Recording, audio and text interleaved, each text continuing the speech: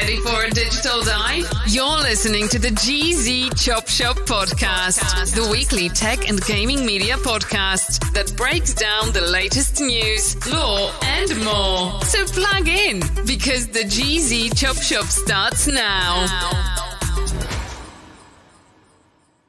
That's right. What's up, everybody? I am your host, Project Itachi, joined by my good friend and co-host, Warners.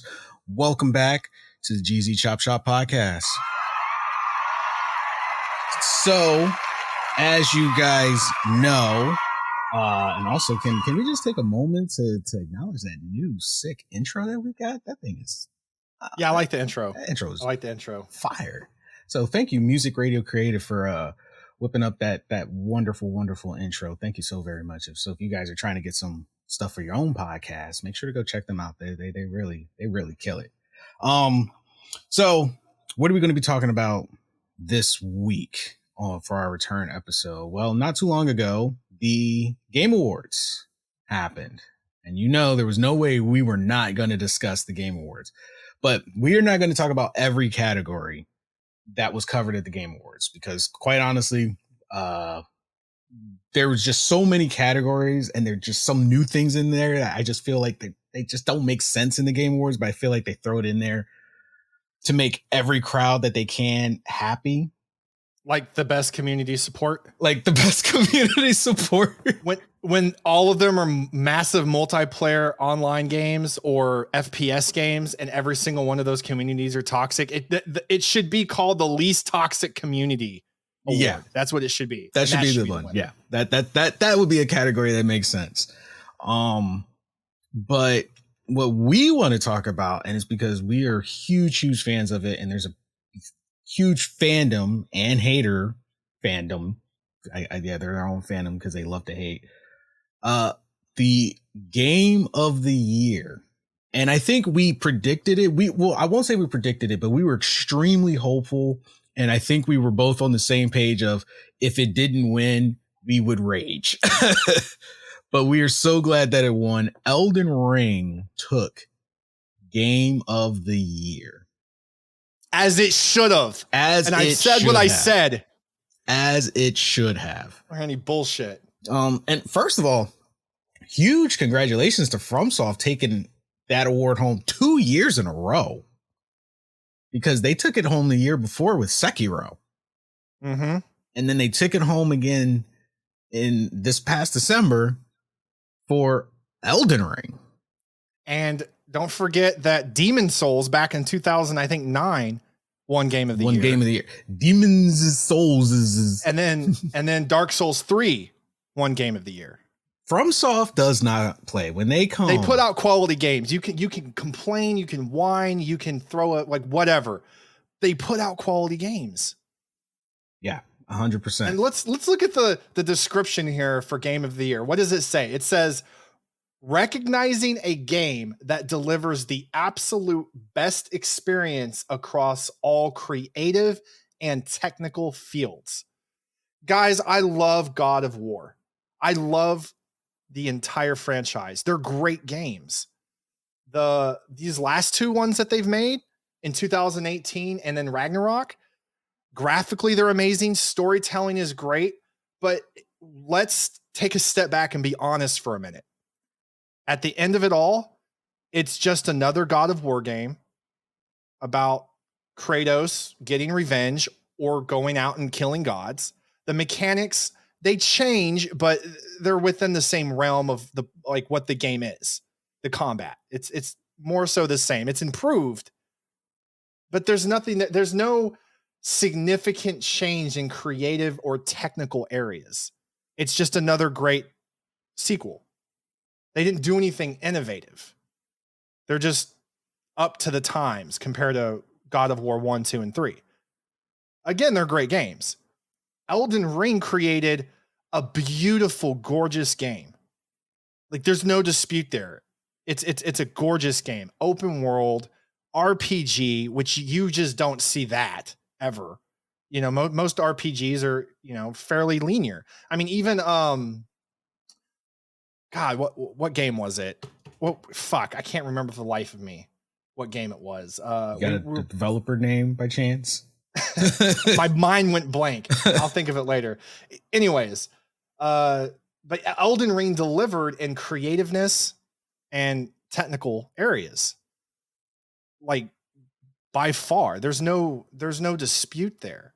So I feel like a lot of people that are getting angry about the God of War not winning, I'm glad that you're fans of it. I'm glad you like the game as much as me, if not more, but look at what the requirements are for a game to get game of the year. It's not just, is it a good game? Is it a fun game? Is it a good sequel? Is it the most popular game? That's not always the case. They got to meet the criteria. And God of War simply did not. That does not mean it's not an outstanding game. Yeah. Yeah. I played God of War 2018 and I played it over like the span of 2 weeks. And on my very first playthrough, I platinumed the game. I literally, as the end credits rolled for the first time across my screen, my platinum trophy popped. And it was amazing because it felt like it was designed to be done that way on purpose. And it added a little bit more like depth to the adventure I was doing. But at the end of the day, it was a very linear adventure. My story was predetermined. I was just playing it out. The actions I took were basically predetermined. The only thing when I sat back and thought about, the only thing I really had control over was how I executed my opponents, literally. At the end of the day, that's what it really came down to. What armor I wore and how I went about it. Was I more of an axe guy? Was I more of a chain guy? Was I more of a shield guy? Did I want to fight range or close up? That was the only thing I really had control over. And even that was limited because it was only like 4 selections. But the world, yes, the world was beautiful. Getting to walk, this Norse mythology, God of War version of Norse mythology was great. Which that's something that we've talked about before, is the level of knowledge that these developers really truly have when they develop games like this, and they have to bring in mythology and lore from other, countries or backgrounds or civilizations from around the world and historically, which is truly outstanding. It's so cool to see them bring that kind of stuff in. That's really impressive. But it's also when they make games on that level. It's also risky because you have those history buffs, those mythology buffs who are 100% purist, and then you have those who don't understand the core material that they're pulling from, that may have watched. Prime example, Thor, the big Thor controversy when God of War Ragnarok first was announced and people first got a glance at Thor. Everyone thought it was going to be the Chris Hemsworth Thor. That tells you a lot about the fandom, by the way. That tells you a lot about the same fandom that's throwing a fit about wanting God of War to win Game of the Year was also the same fandom throwing a fit about wanting basically the Marvel version of Thor versus the lore accurate version of Thor. And God of War has been really good about, I'm not saying they're lore accurate to a T, but compared to a lot of games and definitely movies, very accurate. And they really bring that, they bring that history and lore to life. And once again, I think another reason God of War probably could not win is because it would have set a standard that you don't have to be as original. And like I said, I'm not shitting on God of War. I am a God of War fan. I have been since way back in the PlayStation 2 days.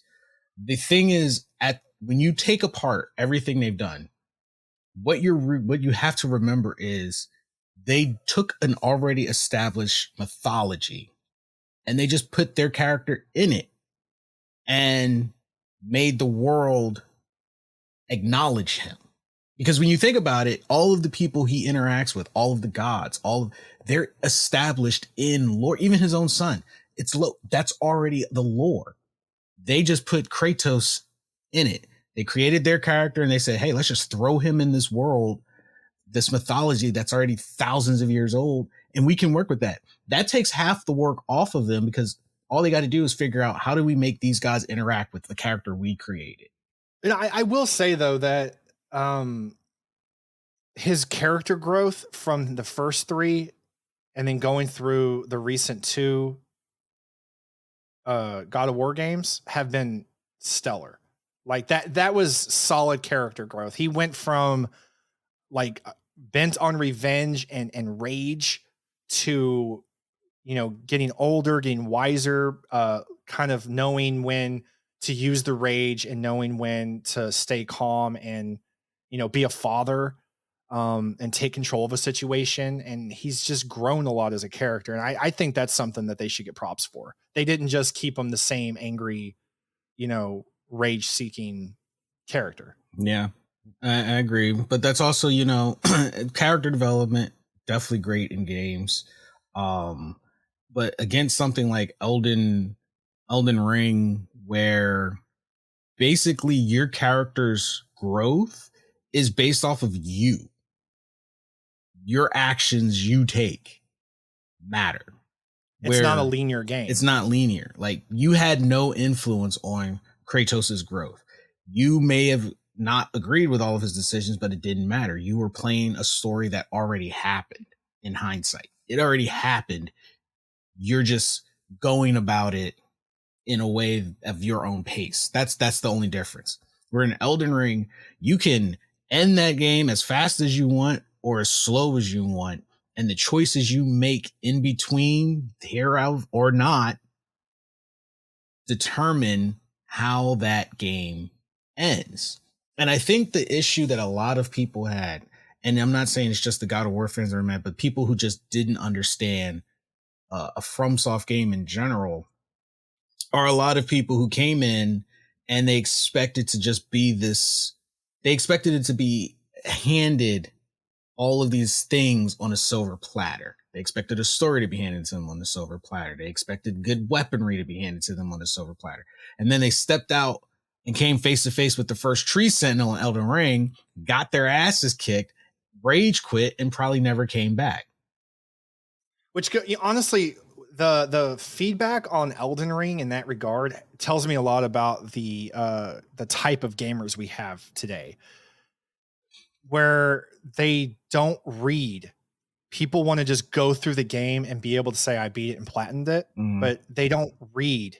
They don't interact with the characters if they don't have to. They just fly through as fast as possible. But if you play Elden Ring and you get into it and you set out to actually look for things, interact with characters, and you read the things that they're saying, you listen to them, there is a story there. And I think it's the mystery and the discoverability in the game that you have to, it's your responsibility to set out and find this information and bring this world and learn what's going on. Yeah. Elden Ring, FromSoft created it in an entire open world, meant for you to explore, meant for you to make mistakes, meant for you to understand why the world is the way it is, and for you to use your own personal beliefs and your own justifications, not just to be a completionist, but for you to make a decision. Now, how should this world end? Because you and I can play together, but your world ends differently than mine because your personal beliefs. You might side with who everyone else considers the baddie bads, but because you've accepted every time, I'm thinking right now, every single time that you've been in my world and you see me grab my merchant and just go, all right, bye. Because I knew it would all just go to that. Exactly. But it would just go to one area. I wouldn't have to like go out and find it. So I just started massacring. I was good. What was the first thing I did in my first world? You killed my Paleface. First guy, he was so fucking rude to me. I walk out, I'm new to this world, I don't know what's going on, and this guy just fucking comes at me sideways with an attitude talking about you have no maidens. You're maidenless. Like, he's not wrong. I smacked him in the face, right? Like, bitch, like, who are you talking to like that? I didn't expect You didn't just him. smack him in the face. You impaled him. I didn't expect him to like turn red and like come after me. So I was like, okay, maybe I can leave the game, right? No. And then come back and it resets. FromSoft said, nope, decision's been made. So I came back, I murdered him and locked myself out of a quest line. Yep. And you called it too. I was like, he's fine. He's the first guy. Fuck him. You're like, no, I guarantee you locked yourself out of a quest line. And lo and behold, I did. Yep. So yep. And then I was good for the rest of the first playthrough. I was well behaved. I was like, I just want to get through this game and I don't want to cause any problems. Probably already a bounty on my head. So my second playthrough, I started just massacring everybody. I didn't care. I was like, I am a pirate now. Yeah. Your world is always dark and gloomy. It's always nighttime every time I go to your world. And I'm like, what is this? Why are all your worlds so toxic? I'm Ein Zalgone in my fucking world. Apparently. Right Apparently. But you know, that conversation right there is proof of what made Elden Ring so memorable. The amount of characters, you could literally make characters from any movie or world that you like. If you, whatever character you wish you could be and like kind of live through vicariously, you could create. And that was so awesome to me. And I don't know if you know this, but Armor, I'm a huge fan of their Armor Core games. They're much more niche than the Souls games. Like they have a very smaller following, but they're fun. And a lot of people don't know this.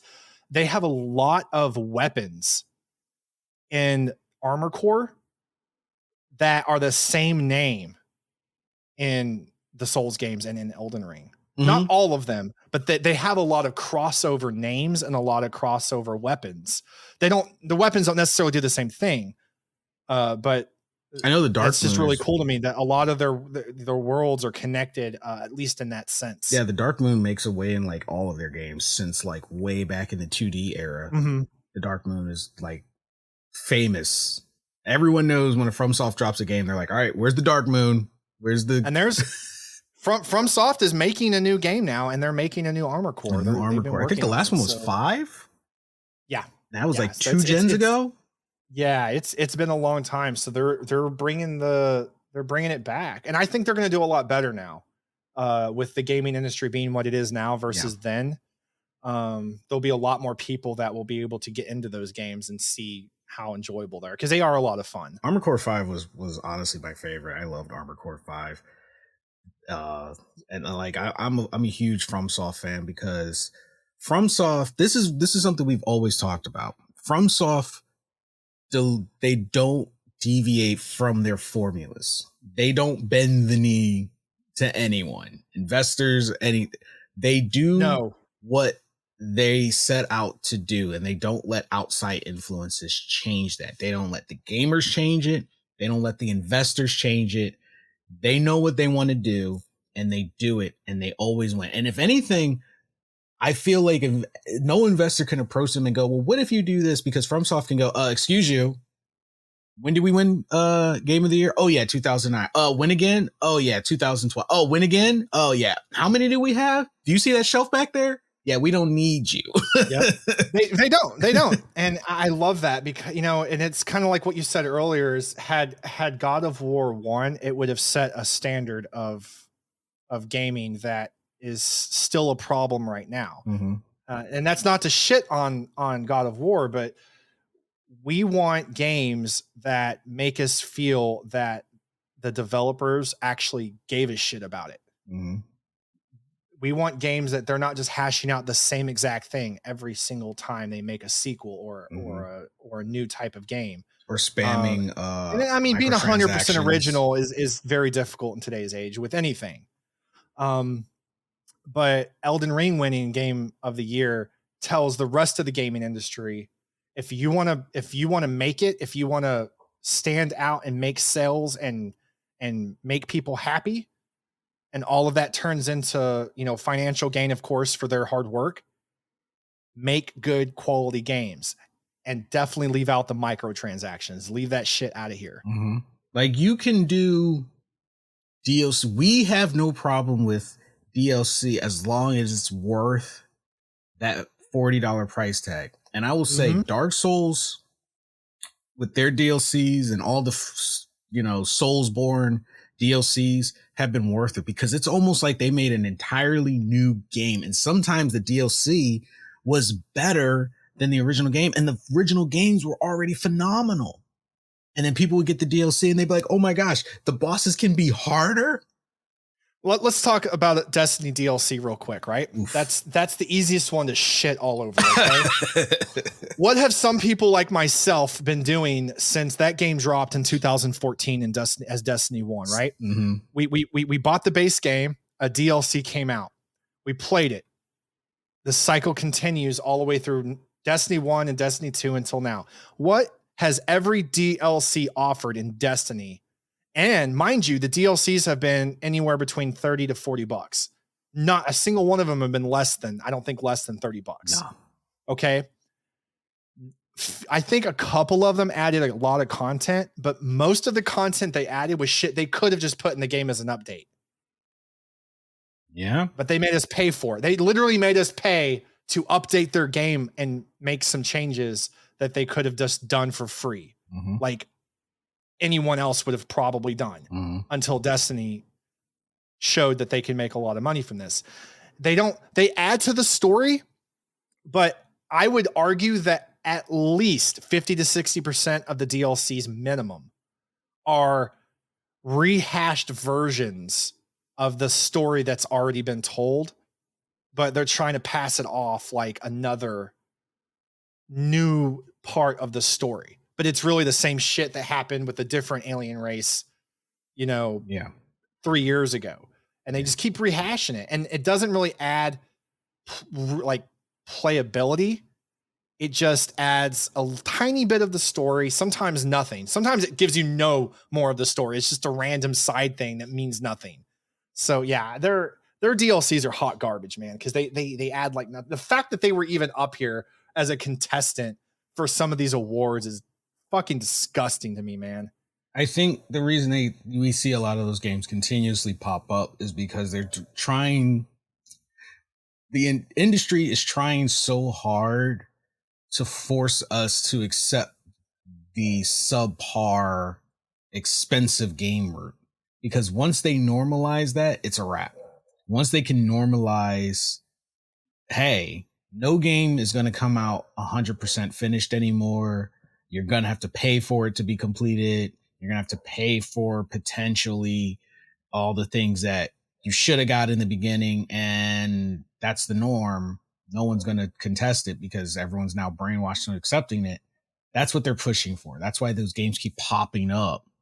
And the problem is we continue to support it. I don't know why. It's like this high for gamers because to spend money. The base game for Destiny is enjoyable. The storyline is, I can at least speak for Destiny 1 and the first part of Destiny 2. The storyline was mostly continuous.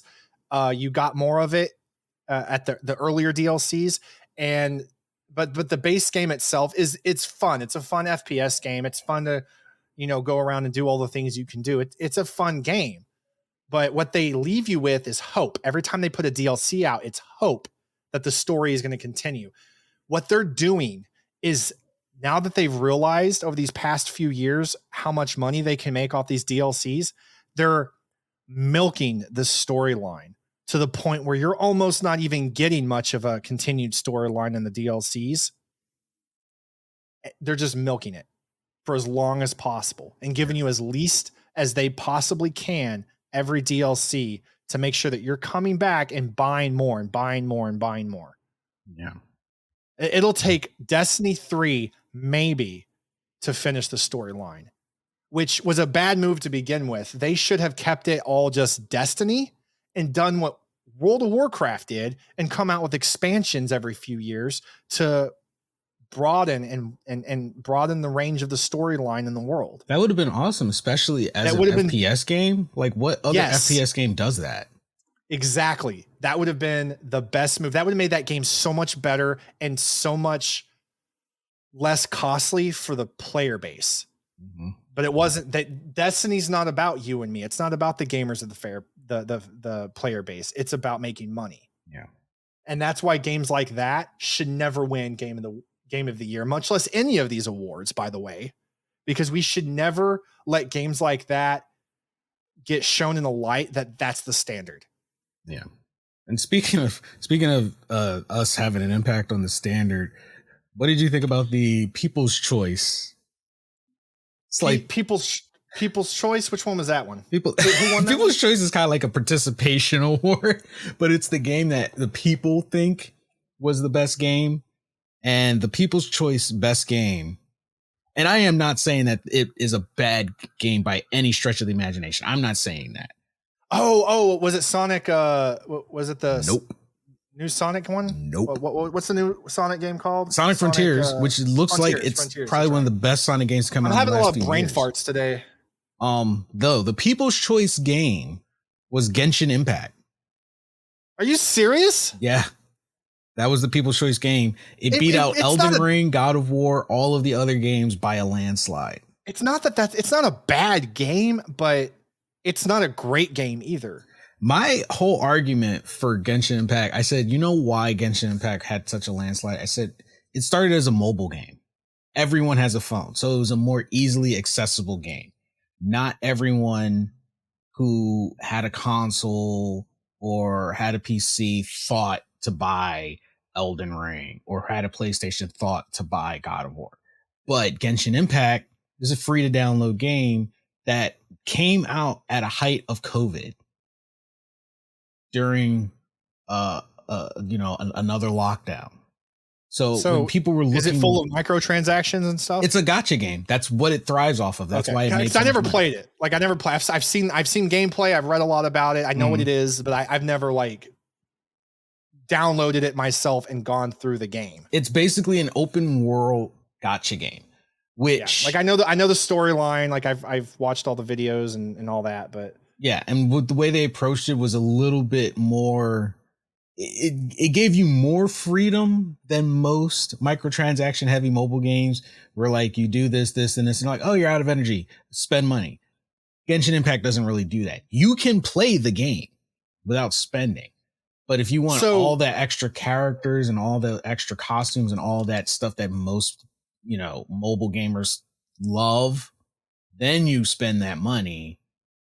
And, Jesus. And this goes back to what we've said in other episodes before about how we are the ones doing this to ourselves, because apparently the entire, gaming fan base, we are tired of microtransactions, right? Everyone pretty much agrees that we would like that to stop, and shitty DLCs. Yet a game full of microtransactions won People's Choice Award. Mm-hmm. You are all the problem. Yep, we are our own problem. And like I said, I'm not saying it's a bad game, but I said if it didn't come out during COVID, half of those people, if you asked them, what's another MiHoYo game? Most of them would not even know the name. And I'm like, MiHoYo is the developer. They've made tons of games before. No one apparently cared. And then, the argument, oh, well, this is their best game. How do you know? Did you play any of the other ones past, I don't know, the title screen? Probably not. But when you were forced to stay in one spot, you dedicated time to something new. Those other games were no longer new. You wanted something new. We're programmed to always want something new. And Genshin Impact came out around that time of COVID when everyone was bored and needed something new still. I said, and that's what helped skyrocket it to fame. I said, because they came out with like 3-4 games before Genshin Impact. One of my favorites is Honkai Third Impact. Most people don't even know that game exists. And I'm like, if Genshin Impact had come out first and Honkai came out after during COVID, that game would have been the popular one. It was just timing. They just got lucky with the timing. And because it's easily accessible, I was like, it became the Fortnite for mobile gaming. It basically is. It's the Fortnite for mobile gaming because Fortnite follows that same formula. A part of me, I think back to when I was a kid and I had my Game Boy Advanced, and it would have never occurred to me that games would get to the point where you could play them on the phone and they would have better graphics and better gameplay than even what I had as a kid on the Game Boy Advance. Yep. And yet it sucks because I want to love that. I want to love the fact that there are mobile games like this, that they're beautiful games and they're fun. But the microtransactions just takes all of that away and waters them down so much. Yeah. And I want to come back to, talk about the game of the year. For anyone who was wondering who Elden Ring was up against, they were up against Plague Tale Requiem, obviously God of War Ragnarok, Horizon Forbidden West, Stray, and Xenoblade Chronicles 3. The only game on there I don't feel belonged on that list, and like I said, I'm not crapping on the game. I just felt that it just only got the support because of the kind of people that played it. Stray. Yeah, that game doesn't fit. I mean, it's a simulator. Yeah. And I mean, simulators are fun. I played plenty of simulators. They're addicting as hell. And it's a gorgeous game. And it is a lot of fun to play. But I don't know. I guess because on that same thing, compared to other simulators, I would say that it does meet that criteria of best experience across all creative and technical fields compared to all the other simulators I've ever played, at least. So for what it is and what it was for us, I feel like it does at least go into that criteria a little bit. Now, so I can understand it making the list. Now, and this is where I guess Horizon Forbidden West is the one I can't understand. Now, see, that's where I can understand Horizon Forbidden West. The reason I say I can't, now, if they had a category for like best simulator, I say 100% Stray. I think Stray made the list because let's just be general. Gaming cat lovers. Now, I'm a cat person, and even I had to look at Stray. Even I was it's a genre, though. It is a genre of like. Trust me, people. We've been gaming for a long time. Like, there's a genre for a lot of shit out there y'all probably don't know. Yep. So I'm like, if they did for best simulator, made a category for it. I mean, they made categories for everything else. They could make a category for that. Stray could have took that home. Stray is not a game everyone is just going to pick up and play. I don't see that as, is it when you get it accessible to everyone? 100%. But why would I look on a store shelf and I got two options, Elden Ring, Stray? Why am I going to pick Stray? And I'm not trying to be a dick. I'm just asking, as a well-versed gamer. And I think that's kind of the point, though. There is people that play simulators are people that they want to just relax and enjoy a beautiful world and just do things that aren't, anxiety producing and stressful. Same reason, we go on our like satisfactory kicks and stuff, which to be fair, I feel like making those factories is fucking stressful, but they get stressful. I feel like that would be why, though, is why would a regular person pick Stray over Elden Ring? That would be why. Okay, now that I will say that is a fair assessment, and because Elden Ring is stressful. Elden Ring, it is a stressful game. It is fun. Game. Yeah. It is 1,000 times more fun with a friend. But I will say this: go back in time to the core purpose and creation of gaming and the original games. The original games weren't really meant to be stressless. I mean, even Pong was stressful. I know where you're coming from, and I do agree with you, but you got to remember, like, it just pays back to the roots of gaming. Yeah, but this is I will call out our generation for this, okay? Those of us that are like, around 30, right? We were around we were gaming in the mid to late 90s and early 2000s. We grew up on all these new games that were innovative and changing things. It's hard for us to want to accept sometimes that the gaming industry and what people want are changing. And that is something that our generation isn't quite as good about. And I can see a lot of people being that way. I think you and me are we're a lot more flexible and versatile because we like all sorts of games. But people who, maybe they grew up on games like, League of Legends or the original Call of Duties, right? Before there was all the, crazy ass like slide stops and stuff you can do, all the crazy mechanics and movements that are in games now. The gaming genres and what we can do with games has grown and widened and expanded so much that, we got to get out of the mindset that, there's where did gaming start? Where did it come from? But we also have to be wanting to accept and endure what comes next with open arms, which I feel like true gamers do. They don't just play one genre and say this is the best genre. They play all games across all genres and love games for what they are and what they can be. Okay. Just remember, in like 5 years, when Stray, or like 2 years, when Stray 2 wins Game of the Year, I'm gonna be pissed. I'm gonna be pissed off.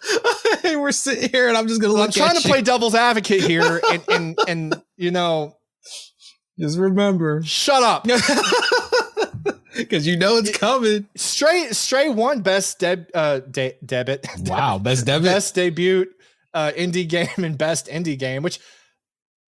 How are those two separate categories? I mean, I guess like a game that's older could win best indie game, but and that's the other thing. Like what? Like I feel here's the other reason. Like, they're just adding shit just to make sure someone wins. Someone wins. Like Nintendo has their own category; they can't even lose. But like I said, I'm not saying it's bad. I just feel it was not something to fit in the category for Game of the Year. Like simulators don't really have stories. You play them at your own pace. They might have lore that contributes to a story to explain why you're there, but it's there, like you said, you just sit down and you play. It's an escape from reality. So I think they deserve their own category. It's a justifiable category. And that's another thing too, is like these indie games and simulators and all these other games that do have their own categories to win in. Winning those categories does not mean that you're and not winning Game of the Year does not mean you're not an outstanding stellar game across all definitely points that matter. That you're not a 10 out of 10 game. One thing I am glad that they added was Content Creator of the Year when they started adding that. Mm-hmm. And this is why, because the criteria for meeting that is for a streamer content creator who has made an important and positive impact on the community. That is so important right there, because we have so many content creators out there that are hateful, that are shitty, that are crappy to their fan base, that damn near stream porn. Yeah, we already know off the top of our head some names we would not see on that. So list. To have a category for just like people who are just making a positive impact on the community and in the streaming world, I think that builds a platform and says this is the standard that you guys as content creators should meet. Mm-hmm. And I am it just makes me happy that they made a section for them. Yeah, 100%. Now when you were saying you were surprised about Horizon Forbidden West, Horizon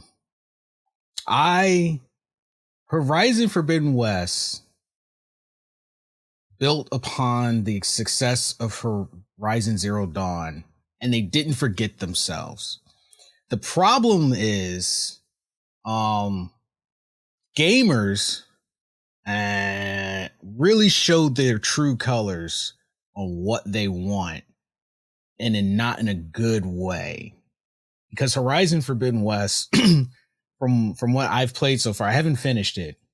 I liked it because it was like, it's like Zero Dawn. They didn't deviate from their formula too much, and Zero Dawn was a really, really good game. Like, I was like immersed in that world. I was immersed in Aloy's journey and all of that. But do you know the big controversy issue people had with Horizon Forbidden West? What? You're gonna roll your eyes and you're gonna be upset. It was worse than Spider-Man's Puddlegate. People were mad at Horizon Forbidden West because Aloy had too much hair on her face. And I'm talking not like beard. I'm talking like, the natural little fuzzies you get on your face. Jesus Christ. So people went out of their way to graphically change her on like promo art to this version of a beautiful Aloy with lip highlight and no hair follicles. And I'm like, she lives in a dystopian universe. Makeup is the last thing those people care about. But they changed it to their version of beauty, female beauty. My reasoning had nothing to do with any of those things. So that's the reason people didn't like Horizon Forbidden West. So God, people fucking suck. That was the thing. I'm dead serious. You can look that up. People think Fortnite and Destiny are the greatest games on the planet. Oh, you already know my feelings on the Fortnite fandom. And I just want to be clear. I don't think every Fortnite player is a bad person. I just think I do. You're all horrible people. You're horrible. I just think 70% of you that swear by that game need to go touch some grass. I can't say that because what happened when I played Digimon Cyber Sleuth and Elden Ring, the fact that I held a job down at a hospital on an ICU was impressive to me. Okay, but here's the question. Nobody heard from me for like 3 months. But here's my question to you, because you and I went on about I want to say almost a week-long rabbit hole for Pokemon, right? And we resurfaced. But here's the question I want to present to you. How much money did you spend while you played Cyber Sleuth? I bought the game and that was it. Boom. How much money did you spend while you played Pokemon? The base game. Boom. Now, how much money do you think the average person spends playing Fortnite? And we'll say in about a month of playing Fortnite. Let's look this up right now. There's probably an answer. Let's see. Average money spent monthly on Fortnite. I'm pretty sure there's a number. First thing that popped up here. The average Fortnite player who has spent money on this game spends an average of $84.67 a month. $84. Who is funding these people? $84 a month to play this. No, I won't say to play the game. $84 a month to add to their visual enjoyment of the game. So if you scroll down like this Google search, I just Googled average money spent monthly on Fortnite. That's it. If you scroll down, the number stays roughly the same. There's quite a few that say 84.67, but there's one here that says it's from May of 2021, and it says that the average was $102.42 US dollars. So basically between $80 to $100, no less than $80, your average Fortnite player is spending. Now, hold on. Let's lowball this. Let's do some simple math here. Let's just say low end, $84. They play every month. They are spending $1,008 a year for their enjoyment of Fortnite. Now let's divide that by the average cost of a game by its old price. No, let's divide it by the cost of the new price of $70. That's 14 games they could have bought. 14 games.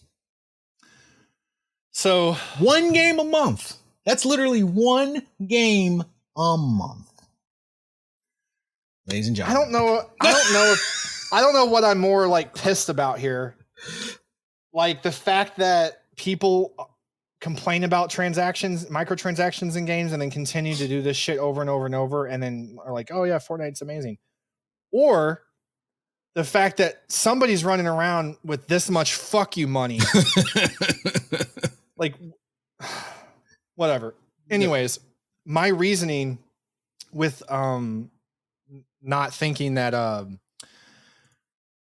Horizon Forbidden West should have won Game of the Year or really been on the list is because it's not a good game. It's a good game. I have not gotten to finish it either, but I did finish the first one. I played, I think maybe halfway through the Frozen Wild, the second one. It's a beautiful game and all that. The storyline's great so far, but does it meet the criteria of best experience across all creative and technical fields? I'm going to fall back on that because it is a sequel. The mechanics are the same. Everything's the same. It's just a continuation of the story. Same thing for God of War Ragnarok. It's the same as the other 4 God of Wars. There's been some changes, slight changes. The game looks amazing. Once again, whatever. There's a lot of great things about the game, but does it meet that criteria? No, yeah, but when you break it down like that, now that makes sense because, yeah, we can't hold God of War to uphold that standard and then let Horizon Forbidden West get a pass. Yeah. When it's literally in the same situation as God of War as a sequel to an already established world, X, Y, and Z, when Elden Ring brought a whole brand new, fresh world to us. So yeah, by that, okay, yeah, that argument I understand completely. But let's turn it over to the listeners. What do you guys think? Did you guys watch the Game Awards? Are you watching the pretty much the show notes?